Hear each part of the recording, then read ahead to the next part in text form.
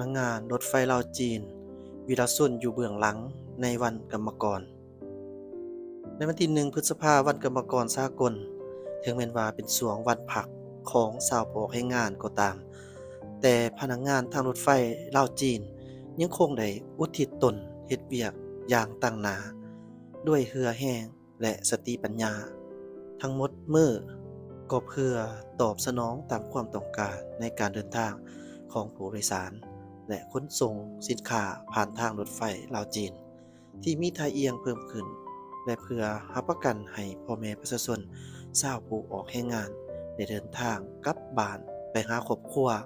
พ่อแม่พี่น้องได้อย่างสะดวกสบายในช่วงพักวันกรรมกรสากลนี้ในตอนเช้าเวลา 6:30 นาทีที่สถานีนครหลวงเวียงจันทน์พนักงานขนส่งผู้โดยสารได้มากาเกียมเป็นที่เรียบร้อยเพื่อเปิดสถานีกวาดปี้กวาดกระเป๋าสัมภาระให้ผู้โดยสารเที่ยวทำอิฐ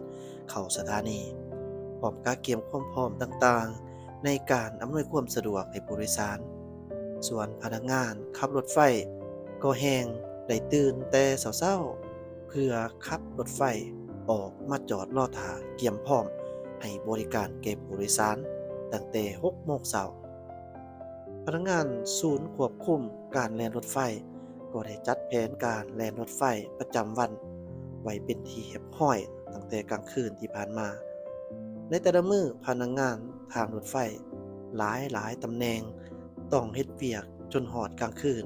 เพื่อรับส่งผู้โดยสารเที่ยวสุดท้ายและกาเกียมเวียกในมื้อต่อไปนางเข็มทองพรหมพรพนักงานขนส่งผู้โดยสารประจำสถานีนครหลวงเวียงจันทน์ได้บอกกับสื่อมวลชนว่าถึงแม้นว่าแต่ละมื้อ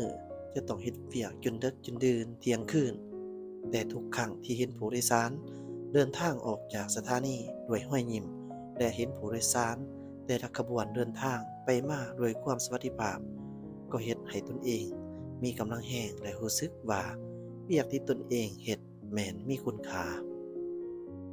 ขณะที่พนักงานขนส่งผู้โดยสารกำลังนำพาผู้โดยสารเข้าสถานีพนักงานจูรถไฟเที่ยวทำอิฐก็ได้มากาเกียมความพร้อมถึงรถไฟเป็นที่เรียบร้อยเพื่อนำพาผู้โดยสารขึ้นรถจัดผู้โดยสารเข้านั่งเก็บเมียนสัมภาระและเอาใจใส่ความต้องการของผู้โดยสารทุกคนบ่ว่าจะเป็นการสื่อสารเป็นภาษาลาวภาษาจีนภาษาอังกฤษและภาษาไทยกับผู้โดยสารพยายามสร้างบรรยากาศการเดินทางที่สะดวกสบายที่สุดให้แก่ผู้โดยสารนางบุญมีปัญญาเดชหัวหน้าจูรถไฟโดยสารธรรมดาได้บอกกับพวกเฮาว่ารถไฟธรรมดาแม่นใช้เวลาแล่นรถค่อนข้างดนแต่ทุกครั้งที่ได้ยินคำขอบใจและเห็นรอยยิ้มของผู้โดยสารก็เฮ็ดให้ตนเองเศร้าเมื่อยและเพลิดเพลินกับการเฮ็ดเวียกนี้ที่สถานีด่านขนส่งสินค้ารถไฟเวียงจันทน์ใต้ภายใต้อากาศที่ร้อนอบอ้าว40 กว่าองศาพนักงานขนส่งสินค้าทางรถไฟได้เฮ็ดเวียกอย่างขยันขันแข็งไปมาๆระหว่างเดินวางตู้คอนเทนเนอร์และห้องเฮ็ดเวียกเฮ็ดธุรกรรมขนส่งเพื่อให้บริการและอำนวยความสะดวกให้แก่ผู้ประกอบการทั้งหลายและรับประกันให้สินค้าได้ขนส่งตามเวลาท้าวโอเรศรีพานิชพนักงานขนส่งสินค้าประจำสถานีเวียงจันทน์ใต้ได้กล่าวว่าถึงแม้นว่าแต่ละมื้อเพื่อจะออกจนเสื้อเปียกแต่พวกเฮาก็บ่เคยคิดจะปล่อยหน้าที่ของตนเองเพราะพวกเฮาต้องรับประกันการขนส่งสินค้าทางรถไฟให้มีประสิทธิภาพที่สุดเพื่อประกอบส่วนอย่างตั้งหน้าเข้าในการพัฒนาเศรษฐกิจการค้าของลาวอยู่แขนงซ่อมแปลงบำรุงรักษาหัวจักรรถไฟนครหลวงเวียงจันทน์พนักงานซ่อมแปลงและบำรุงรักษาหัวจักรรถไฟต้องเฮ็ดเวียกแข่งกันเวลาและ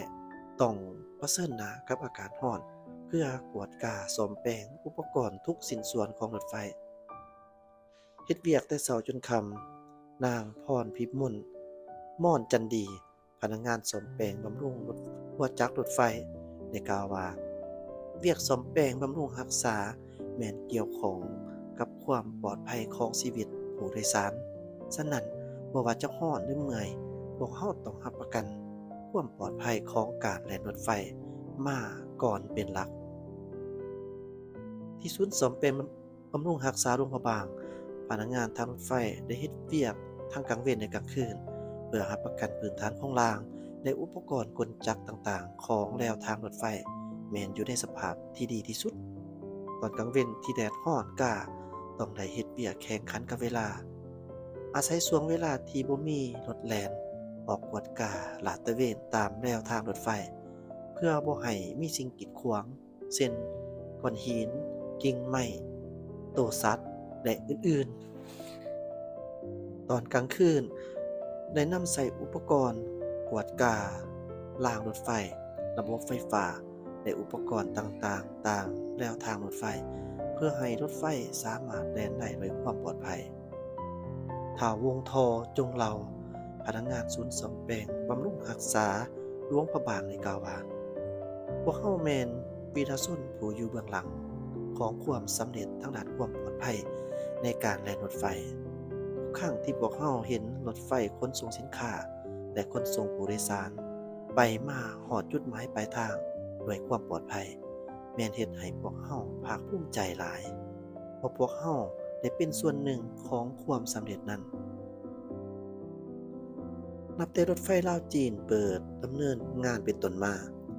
ปริมาณผู้โดยสารและสินค้าได้เพิ่มขึ้นอย่างต่อเนื่อง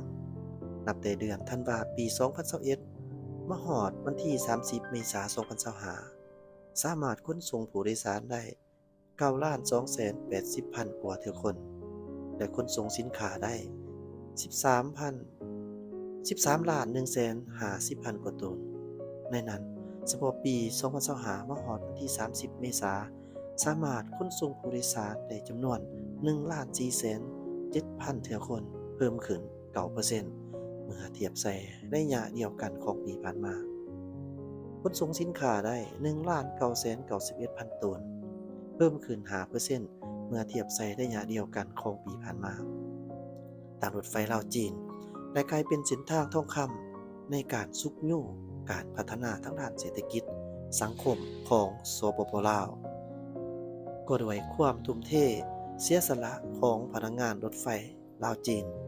ผู้เป็นวีรชนอยู่เบื้องหลังในทุกเทศกาล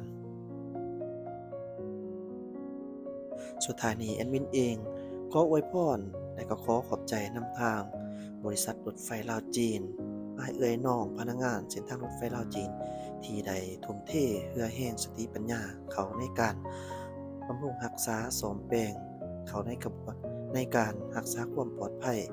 ให้ความสะดวกสบายกับลูกค้าผู้เดินทางไปมาสะดวกสบายและก็ปลอดภัยถึงที่หมายขอบใจและขอให้ธุรกิจจงประสบความสำเร็จงอกงามขอให้มิตรภาพลาวจีนจงงอกงามตลอดไปขอให้ประชาชนสงสารลาวจีนจงฮักแพงช่วยเหลือซึ่งกันและกันตลอดไปให้สมกับคำว่าลาวจีนคู่ร่วมชะตากรรม